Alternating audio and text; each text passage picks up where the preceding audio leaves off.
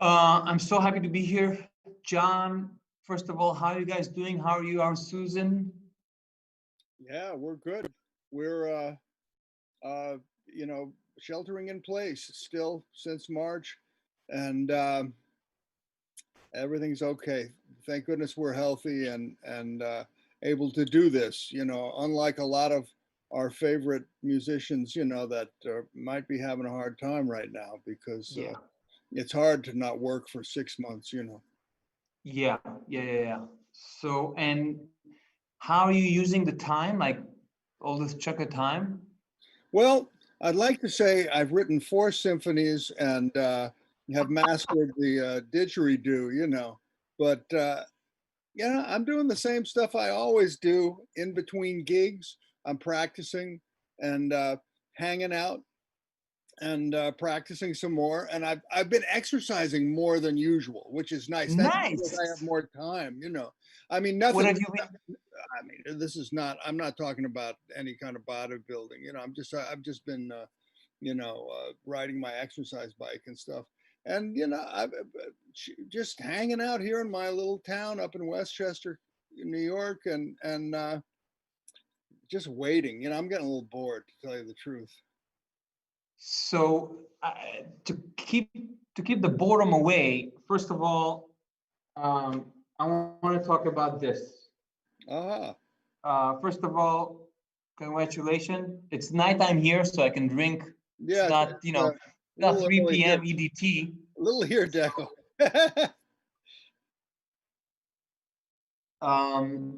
This record means so much to me for so many reasons. First time we met was actually when you guys recorded the live album, and I literally went and transcribed the whole album Oh, and would practice to it a lot. But I think the thing with the trio thing with Swallow is it's like 40 years now since Shinola and Bartok with wow, Nussbaum. long It's time. really Yeah. like um and I think there's something about, I mean, it just, how do you keep that kind of relationship? How do you keep it interesting for 40 years to play with someone? Well, those guys are just so good that they're interesting to me the way they play and the way they think about music. Uh, and I've been lucky to get them to play with me. And of course, we all do other stuff in between and all. Um, and I think that there's just such quality there on their individual musicianship of those guys that they certainly keep me interested and challenge me. So I have to try and come up with something.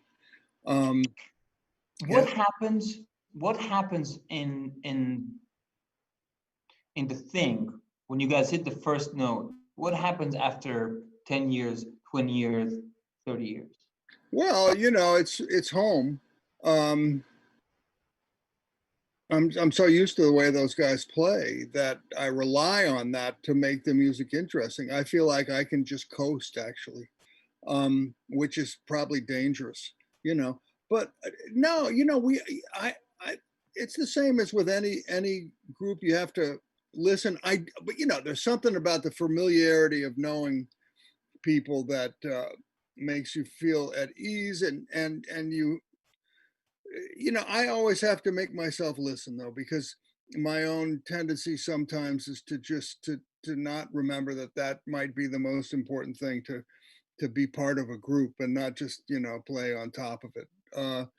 So but when I hit, I mean, one thing that with that group is Bill Stewart, his playing, he just feels so good, and Steve together, so the groove is so nice that it makes you want to play. That I can definitely say is always happening.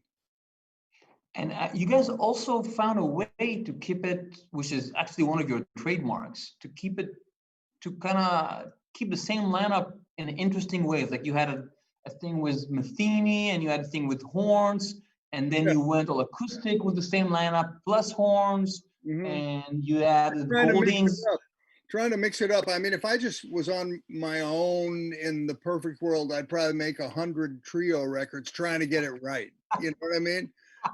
Just because I know that you could get better, but when you think about making an album, you think, well, I got to make this one a little different, and the record companies, of course, uh, would like it if you would do something that would make that record stick out from the other records you've made. So, and I did the stuff with horns, that but featuring the trio, and that was great for me to get to try writing, and then to get to play with Pat, that was so. It just different stuff came up, and I thought, well, who am I going to use on this project I wanted to do? And it just seemed perfect to use Bill and Steve. What was it like to do like because you also did a thing with Frizzell with Mark and Erskine for a while. Yeah, I yeah. mean that, We did a bunch of gigs. and Yeah. there are a lot of anyone that played at the 55 can see the picture of you and Stern playing there. I mean that two guitar thing was always part of your Yeah. musical life. I guess, that's just the way it is with guitar. Two guitars work really well together. The other guy comps for you, and I mean, it was two pianos. That's probably too many notes, right? But two guitars, one guy can be the single line hot shot, and the other guy comps for him, and it works out nice. And I've always enjoyed that with good jazz guitar players. And yes, doing it with Bill Frisell was incredible. That was Mark Johnson put that together with Peter Erskine, and we were lucky because we got to do gigs and stuff, and I got to look into those musicians' worlds and check out the way Bill played the guitar. And Mark Johnson is actually really underrated because he's so great, and Peter Erskine we know is great. Yeah. So I'm coming back to Swallowtails. Yeah, thank So you guys you did all of that different things with the trio, and you did a million other things. hmm But then this thing feels like almost like one of those 50s sessions where you get it kind of sounds like you just kind of played one day and that's it. I mean, Well, that's what we did, Dekel. We just went in and did it quickly. I was actually, I paid for it myself. I just went into the NYU studio with a guy I knew was a good engineer, Tyler McDermott, and I just wanted to record us playing Steve's music, and I wasn't sure, uh, that it was going to come out actually, and so we picked some tune. I picked the tunes, and I picked the tunes that I knew. These are like standards, right, for guitar players, and I knew and all of them from Steve from many years before. and these are things that you guys have played like in sound checks or Yeah. because you Well, guys yeah, we played for years and years, and with the trio, it's usually been my music, and that Steve wanted it to be my music and all, but I knew his tunes and loved his tunes, so we would always play some on gigs and at sound checks and everything. We do all these tunes except for maybe one or two we'd played before, so we didn't have to rehearse them. I got together with Steve. I had forgotten this. He reminded me, but he came over to my house just to make sure we had the same changes on his tunes and stuff. We did it all, did the record in 4 hours. We just we didn't listen to playbacks, which helps. wow When I listen to playbacks, I like think, oh, I've got to do something. I don't sound good enough, and it actually makes me uptight sometimes. So generally, I don't like to listen to playbacks too much, but when you're working on new music, it really helps to make sure that it's in the right direction. But this wasn't new music. This was like playing a record of standards. We knew yeah the yeah song, so we just did it. So when you say making 100 trio albums and getting better, what does that mean to you? Getting better at this point? I mean, Well, here's the thing. The history of jazz is really long, and it's very developed, and when you really look at the level, the way the great jazz players from different eras have played and how great it was. And it's great because we can hear the recordings, you know. That makes me, and I think all of us, you know, realize you just have to keep working to try to get to some of that stuff, you know. Try to get, and then when you have a good night and you say, wait a minute, oh, it's sort of there, you know. But it's never like, well, you have a good night and it's going to be like that forever. You know, the next night you might not have that. You probably won't. So, But, you know, but you just try can, to get consistently better, and certainly playing the guitar is a lifelong study, just the instrument, you know. But in jazz music, maybe in all music, interpretation and craft of music is so important that it seems to be an endless study. and so you guys are recording in 4 hours, and it's just playing, going home. I always get a sense that no matter what, no matter which label is on, no matter which setting is on, if it's almost like if it could be a guest, it could be, you always have a very, it's almost like the way Miles was, that he could be in the quintet or with Gil Evans, or he could be with an electric band, and it always sounded like him, and it always had that personality and that sound. And I feel the same thing with you, that it could be with Medeski, Martin, and Wood, and it can be with a trio, and it could be, and I think for me, the biggest representation of that is the Quiet album, Hmm, where I mean, I don't think anyone sounds like that. It's a mid like you, and it's almost like thank you so uh, much. any tips to Well, get, you know, you said Miles Davis, right? And yeah, he's my idol, my and I got to play with him and know him a little bit, and I loved his music before I ever played with him and everything. But you know, I really learned a lot from him, and you know, it's all the jazz personalities, you know, and the greats of the music had that uh, individuality, and you know, we all do. We all have our own sound, you know. It's just inside us, and we just might not know it, you know. And sometimes I think.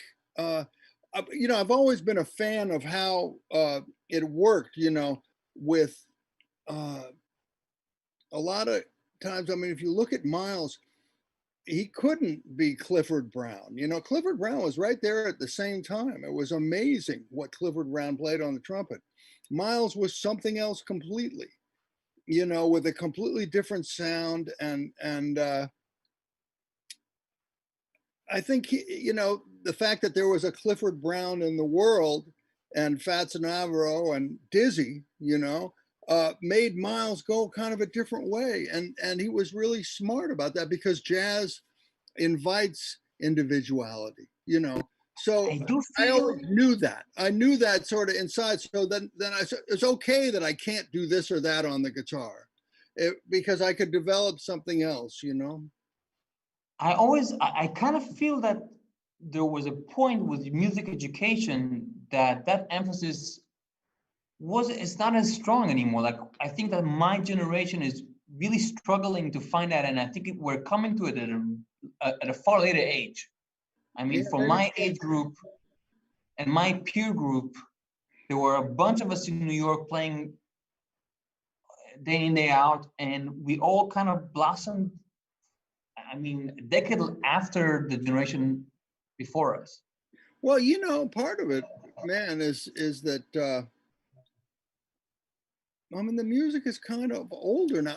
I feel lucky that I was there at a time when guitar was really developing. Me and Pat Metheny and Bill Frisell were kind of, you know, influenced by Kenny Burrell and Jim Hall, of course, but also by Mick Goodrick and John Abercrombie, who played this kind of light setup and played legato. And so we all kind of, you know, were coming right out of that, and there weren't that many guitar players around. Mike Stern was too, So now you guys, your generation, there are so many players, and Yeah. it's in a way you're dealing with the same material that we were dealing with. You know what I mean? And I think it's just there's this historic thing that goes in waves, and I feel lucky to have been there in the 70s. I mean, a lot of people hated fusion. People hated guitar. Wynton Marsalis still won't play with, guitar and stuff, but I feel lucky that I was there in the fusion years because it made for a whole different way of playing jazz music on the guitar. You know what I mean? Does that make any sense? It makes perfect sense. It makes perfect sense. So I have to tell you that, coming back to what we kind of talked in sound check, that for me, I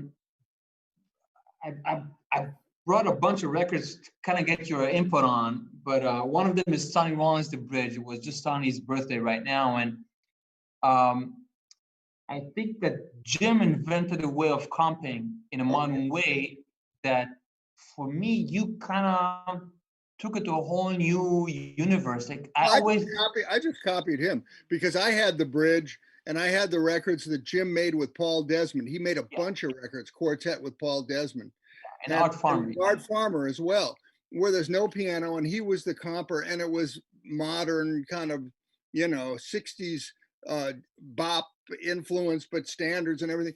And you really got to hear Jim being an accompanist. And I just that's the way I learned to play, from listening to those records. And so yeah, I mean Steve, when he first heard me, said, "Oh, you're trying to comp like Jim Hall," and that I, I, because Steve had played with Jim, in the '60s. Yeah, I don't mean to, I don't mean to say anything about, Steve's word, but for me, you're completely different for two main reasons. The voicings are completely your own, hmm and you always comp like a drummer. It's almost like a snare drum and the cymbals for yeah. me.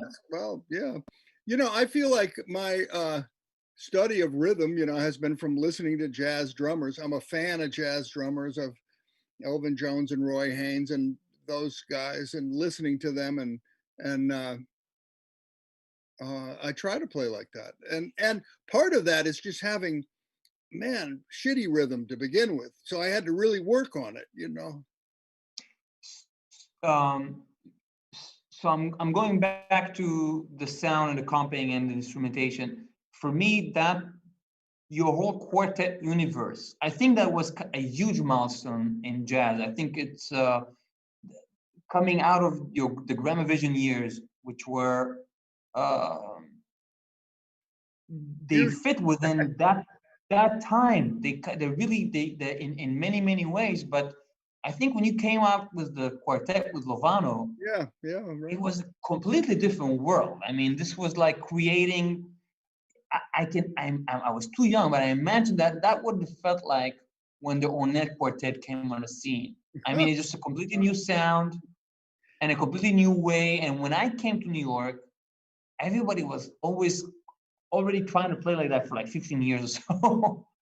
people And people did listen to that group, and we never thought about it as anything, because I'd been playing with Joe since we were Berkeley students, on and off, and it was just a quartet where I wrote some tunes, and you can hear this, that some of it's coming out of Ornette, kind of, or modern tunes like that, and it was just guitar playing behind a saxophone, and very much indebted to what Jim Hall had done, but I think sounding completely different too, because I was always coming out of something else too.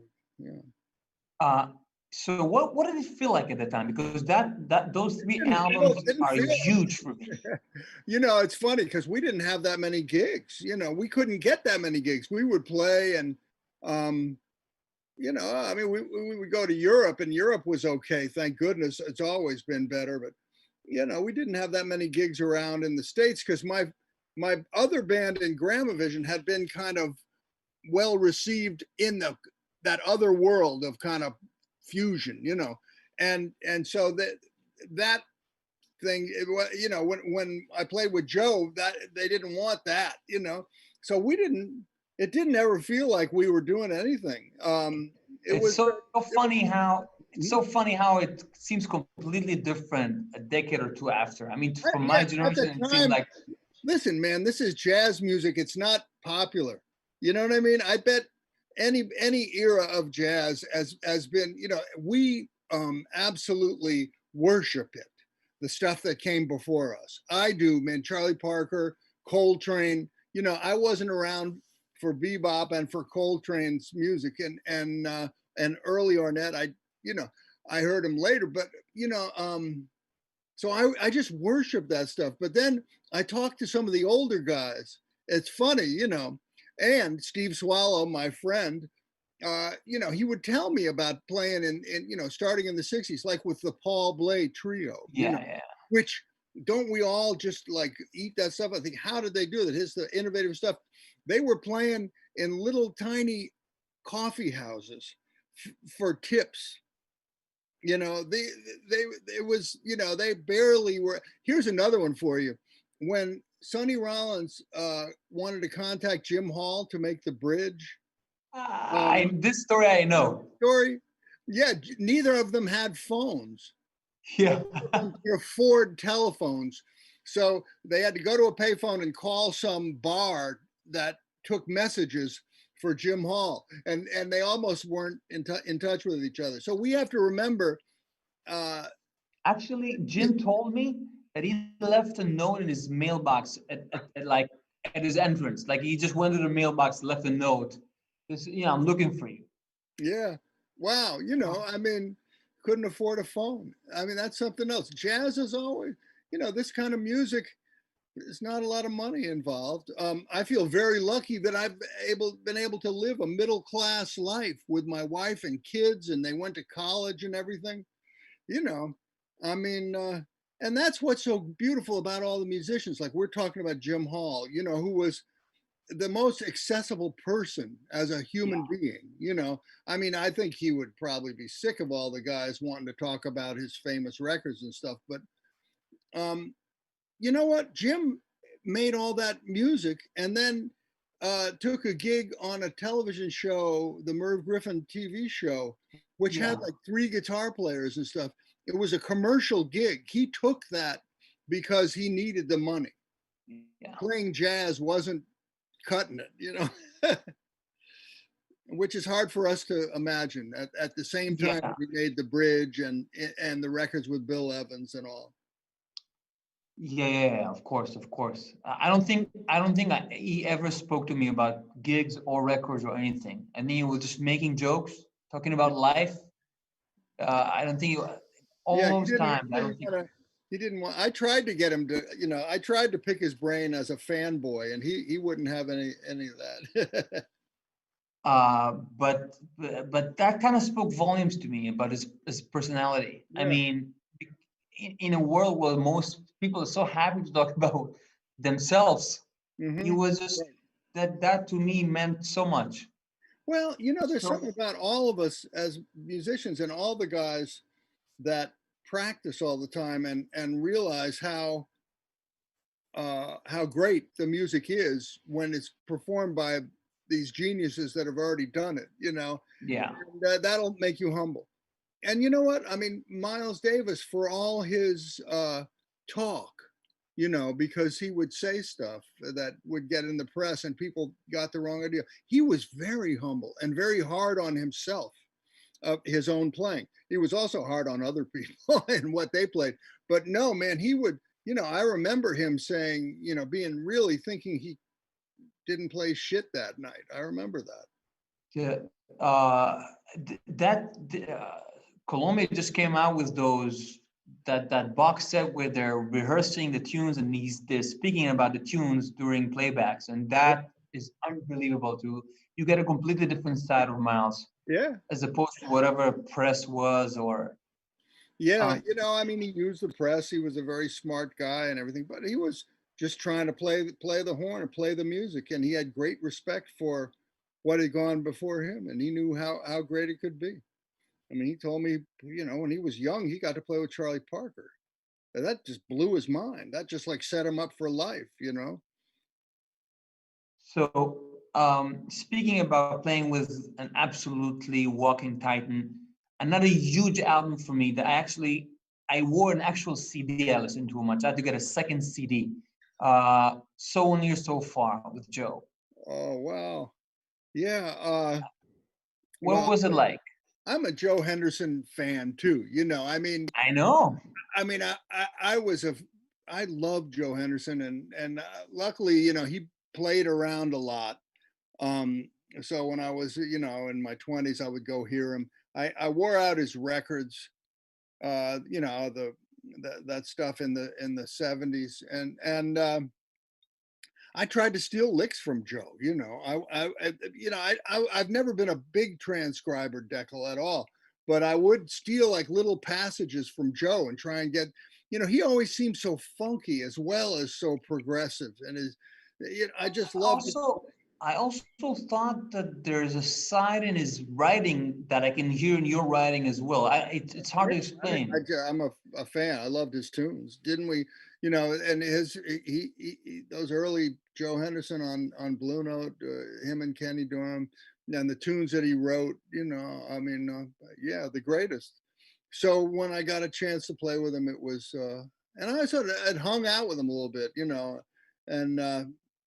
he was a interesting human being. He was really smart, and would sit and Oh, listen to early always seemed CMs. like he had a regal quality to him. Oh yeah, he was regal, and I'll tell you, when we made that record, So Near So Far, I didn't play with Joe that much. I made a couple of records and then did some gigs, but I wasn't a member of his band. It would always be special things that they put together because I had my own stuff happening at that time, and I couldn't, so.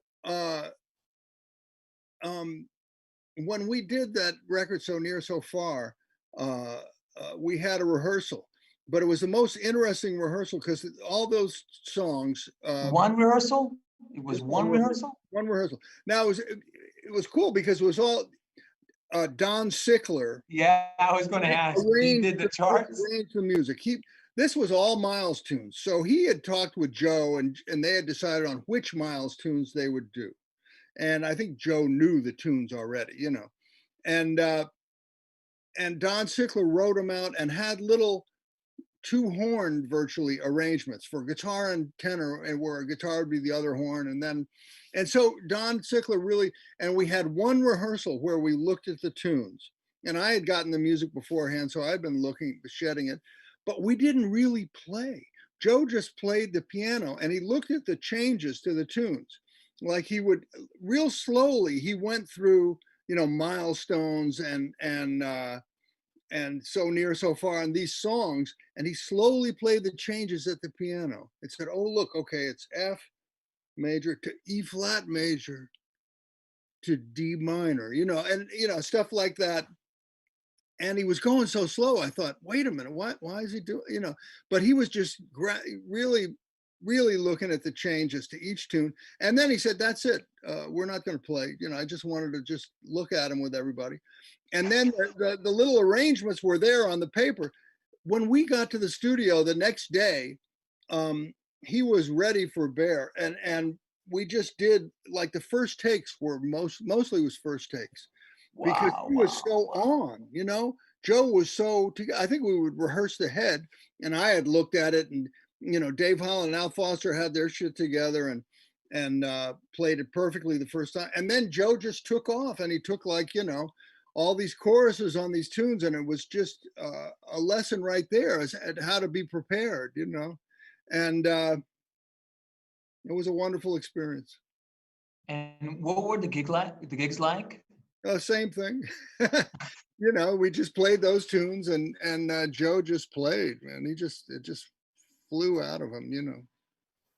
That and the first three albums on with Lovano, that literally every time I ever comped, I need to send you a check for that, for those Oh, well, four things.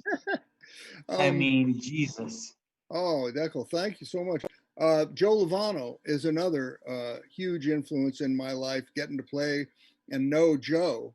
And I mean, he's a really, really special musician. He's so intuitive, um, and such a jazz musician. Yeah, Jazz was, that's the epitome of jazz. and it's the real deal. And when I remember he told me when he was a little kid, like I don't know, fourth grade or something, they had show and tell. And the other kids would bring in, I don't know, a fire truck or their favorite toy. Joe brought in a Rahsaan Roland Kirk record to show Ah, the other kids, look at this guy, he plays two horns at once. Joe started with jazz, I think, from the beginning. yeah. I And think his dad knew Jim Hall as well. I think they were friends. Jim was from Cleveland, and Yeah. Joe's dad knew they were friends. And the rest of us, started out with kind of the Beatles and the Beach Boys and stuff and the 60s rock. Joe didn't even know that happened.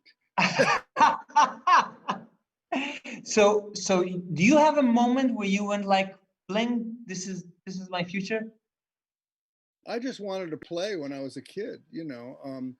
When you say it started with the Beatles, Well, what was it like? that was because when I was 11, I got a guitar. And that was, in 1963. And folk music was big and rock and roll was a thing and guitar was coming in. But when I had gotten the guitar, I had it for maybe 2 months. And this was a folk, it was actually a rented acoustic guitar. My parents didn't want to buy one until they saw that I was going to get into it. My parents weren't musical or anything. I just was on my own. And the Beatles came on TV for the first time. The Beatles took over the world in 1964. It seemed like, I mean, there was nothing else for a kid. And that was right when I started to learn, C, F, G. I learned those songs, and that was the tops and pops. And that was a great period because it was the Beatles, and great songs, and also the Beach Boys were doing better songs. It wasn't just surf. And there was Motown was big. There was a lot of, and there was all this great R&B. So this was all stuff on the radio that I was into, and that's how I started. It seemed like that always stayed with you. The part that's not the jazz nerd, clean toned, the bending, the blue. I mean, Yeah, I you're did by start far playing one of that the. way. Yeah, I I mean, mean, I don't know anyone that can play the blues like you.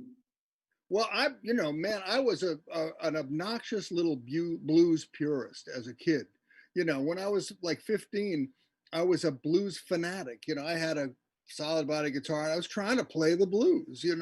And I had those records, Otis Rush and Albert King, BB King, Yeah. my favorite. I loved those guys. And that's what I tried to play like, and I was unsuccessful. I don't think I could do it. But I wanted to do it. And then and I heard Jimi Hendrix, when I was more like 16, 17 maybe, and he played at this big concert. I went to hear him, and that was right when I was starting to learn jazz, right? Uh, and I heard Hendrix, and I said, "Man, that stuff he is so great at that. Maybe I'll just be a jazz player because if I just practice." Maybe I can get it together. But No, I already had my little, that Jimi Hendrix. that's that's not true.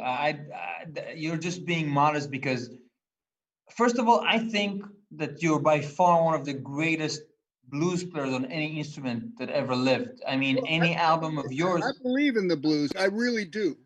I mean, I don't hold any music above that. And that's I also think that like as I'm getting seriously into vinyl and a lot of the old Blue Note stuff, I just did an interview for the Gibson channel, the guitar thing, and they asked what do I think, what's the difference between jazz and blues, and I said there's no difference. There's no jazz without blues. it's Any black jazz that music. doesn't have that. I It's mean, black music. That's you where go it to a came jam from. session. Huh? You go to a jam session. If you cannot hang on a blues or on changes, then that's kind of it for you. I mean, Yeah. it's look, we have to look at where this music came from, jazz and blues, and the blues inflection and the rhythm of jazz and all this. It came from the African American music from years and years ago, and that just permeated America and the world, the music of the world, really. It went Yeah, everywhere, and we have to give it its due. Um, and you can't. I mean, we try to separate blues and rockabilly and whatever, everything, but everything bleeds into other stuff. Uh, some interesting stuff. They say, there are these records by Robert Johnson, the old blues guy, right? And they say that in his repertoire, he played like standards. He would play George Gershwin tunes and stuff. wow, He had to wow, wow, play at wow. dances. I mean, I know he wasn't using any hip 2/5s. I don't know. Maybe he was. But when they recorded him, they didn't want to hear that. The record company wanted him to play down home blues because that's what they could sell. It was, I guess, trying to sell to a black audience at that time that wanted to hear the old kind of blues music. And so he didn't record.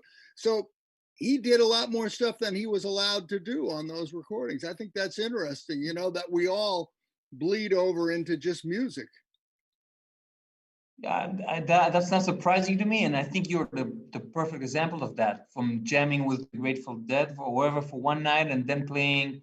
Uh, uh, I think that there was just a hit when you played. The last couple albums. It's country music. It's There's Yeah. just so much. The breadth is just so wide, Well, and there's a lot. I'm not an expert in country music or in blues, really.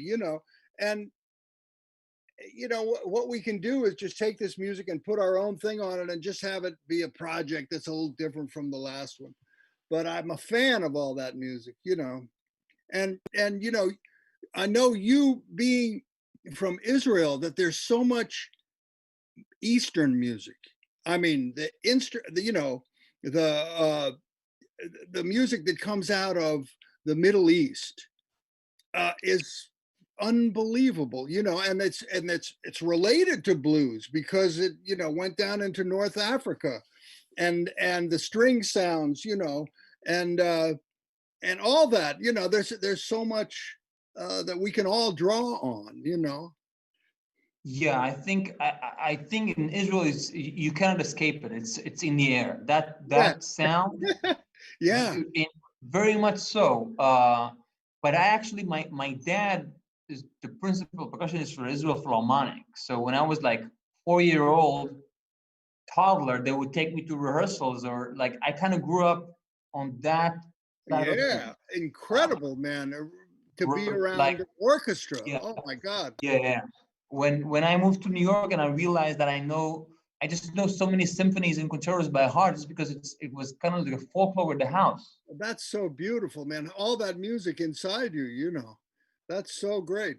And it was really it was an incredible gift to be Yeah, able to grow up uh, in a house where harmony is a thing. It's not harmony is not a two chord thing, yeah, and counterpoint is you kind of you have counterpoint for dinner, and yeah, it kind of I think that part, the counterpoint part, as well as the falling grace aspect of mystery and circular yeah. ideas, I Harmony. think kind of defined my future for me.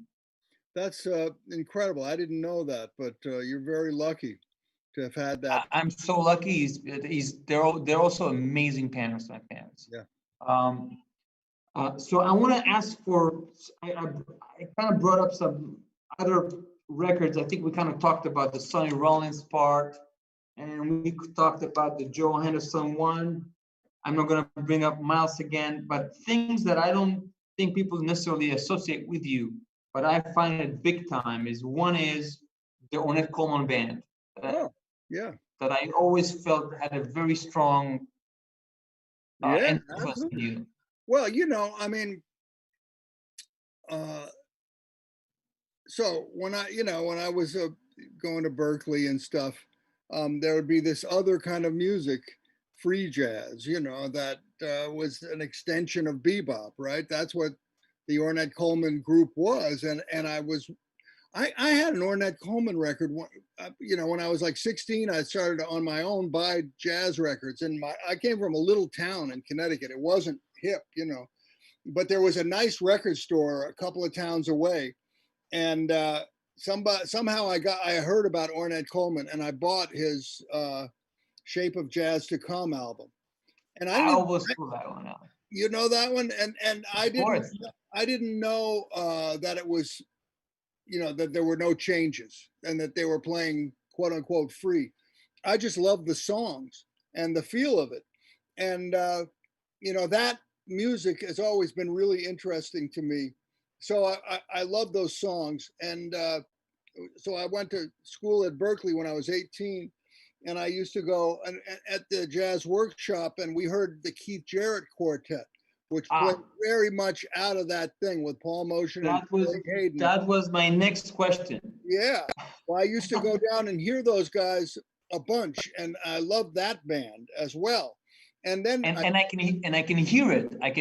That's why I pull it out. I can really hear that. What was it like seeing that band live? Like at the it time? was breathtaking, you know.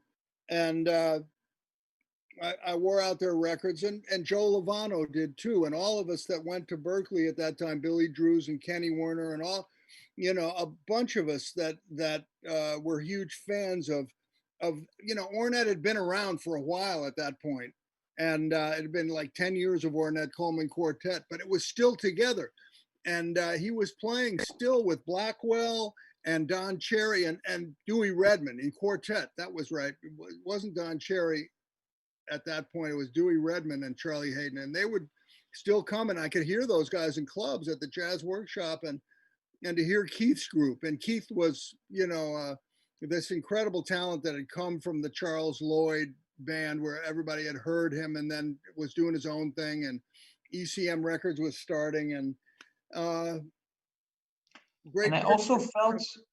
I strongly felt that that band focused on an original sound and coming up with a lot of compositions to kind of see Yeah, that sound progress. And all, Keith wrote such great music, and it's very, yeah, some of it's really jazz rock. Some of it's yeah, really gospely, and his version of that kind of funky. I mean, he was like Ramsey Lewis combined with Paul Bley. And yeah, yeah. I Well mean put. that's a terrible thing to say because he was his own thing. He is his own thing, and but there was that funk in there, and that he had been influenced by all this other music besides just bebop.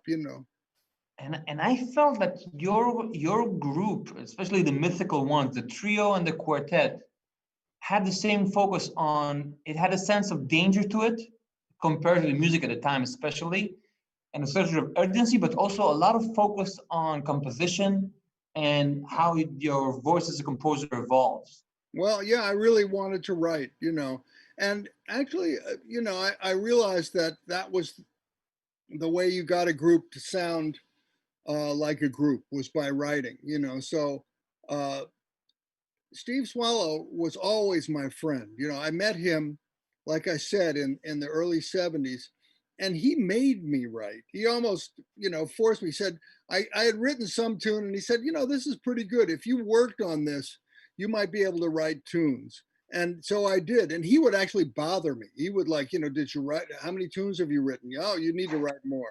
No, that's not enough. More. You need to write more. And and so yeah, I wrote for all those groups in the 80s and 90s, and after. I would write music, and I found that if you just work at it, you can get something to play, and I loved tunes like all of us. I loved uh, Ornette and Keith's writing, but I loved Monk, and Wayne Shorter, those guys, and and Steve Swallow's writing, and all the really great composers of jazz. So I want to ask you for a sec about that process of writing for you. Like, what is it? What is it like? You sit with a Well, guitar, with a pencil, with yeah, with a guitar and a pencil. And you know what, Dekel? I've been so lazy, I can't play piano. I can play like one G7, that's like with, like a guitar voicing and play maybe a blues scale. I can't voice on the piano. Um, I actually studied piano in high school, oh, and then I did one gig on piano, and then as the years go by, I'm regressing. yeah, you're getting Meaning, worse. of course, Well, I realized that the guitar is going to take a lifetime, and I'd rather be mediocre at one thing than totally suck at two things. yeah. Well, I think, for arranging and writing, it would probably really help me to get some basic keyboard chops like that. I'm sure you already have. But No, no, all I the really music, don't. but it turns out you can write music on the guitar, and that's what I do. I just write So on. all those Ned Rosenberg parts were all you written that on guitar. Yeah, all of it. Uh, so you sit and you play until you like something and then you let it develop. Like what's the Yeah, process? that's what I've always done, and lately it's even. I believe in improvisation even more. I just sit down and it really helps me to have an idea for the kind of tune I want to write. I want to write a ballad, I want to write a waltz, I want to write a funk tune, I want to write. So then I sit down and I go through some stuff that's it, and I have my phone now and I record it right away. And then I just, oh, that's no good. What? Oh, and then, oh, maybe that's okay. And then I listen to it. But I'm talking about like two chords or something, and then I find something that I want to keep, and I write down the three chords and the little melody, and I write it down, and then I work on the next part. But it comes uh, uh, out of improvisation, all of it, and if I slow it down too much, I forget it right away. And is that mostly on acoustic or electric or what It's is it just like? on the same old jazz guitar, not plugged in. And another question: what when you say I believe in improvisation now even more than ever? What do you mean by that? Like, Well, I think that maybe part of, the great jazz message is that we all know this intuitively, that if you're speaking, sometimes just in speaking language, that when you're talking, an idea will form and then you say it as it's forming. And sometimes you can get to the real feeling and to a real truth or something in conversation with somebody like that. And that's what we do when we improvise music. And it comes out better than if you write it down. If you labor over it over and over again, then you lose something that is some freshness and beauty that comes from improvisation. And I think improvisation is really a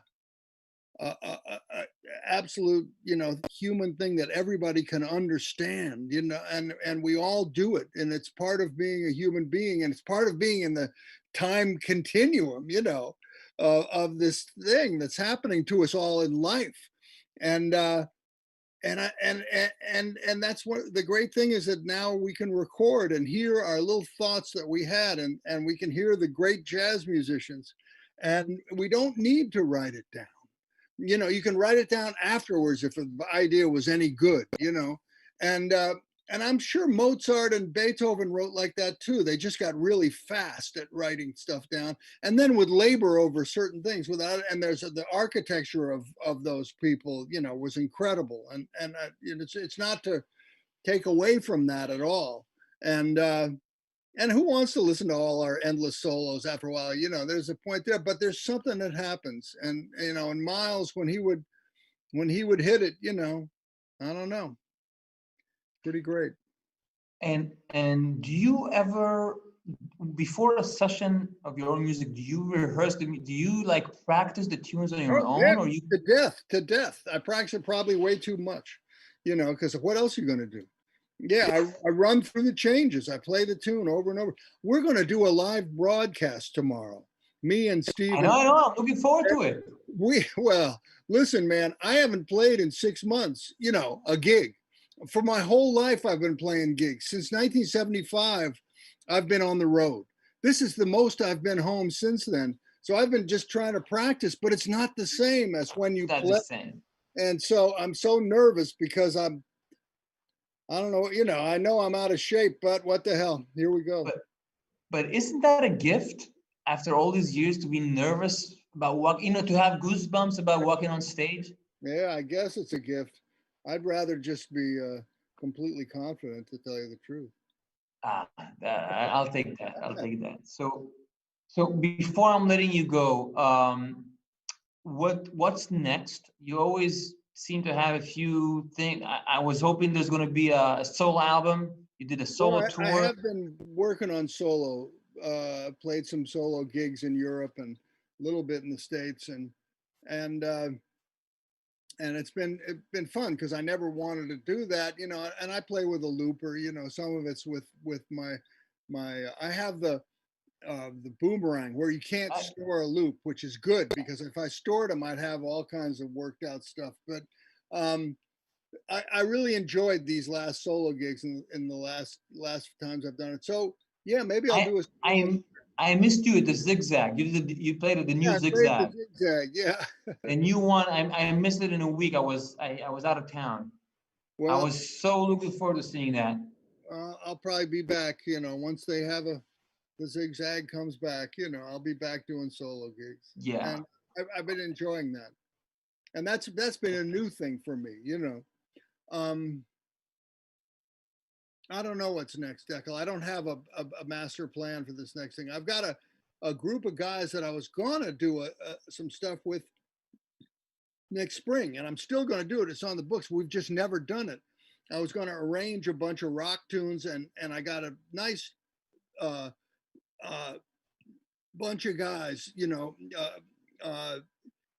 to play with that are not quite exactly all about jazz. They're into some different stuff, And For me, John Coward, the keyboard player, yeah, Vicente Archer, the great bass player who played in my Combo 66 group, yeah. And so we're working on some stuff, and I want to do a bunch of rock classics, but I've also been writing some music that's not really straight ahead, and we'll see what happens with that. We're going to tour next spring, next Uh, summer, I guess.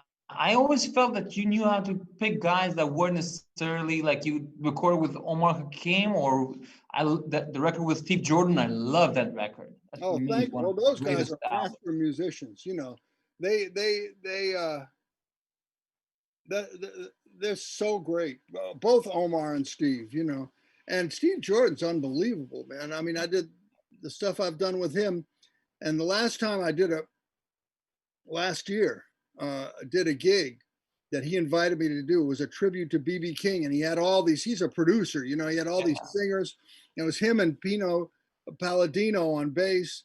They were the rhythm section. I just stood there next to them on stage behind the curtain and listened to how intense the beauty of them just playing a groove, on one song after song. He also produced the He That's What I produced Say album. He produced that. Steve did. He really kind of put that together with me, but he had so much to do with that. He got all the singers and.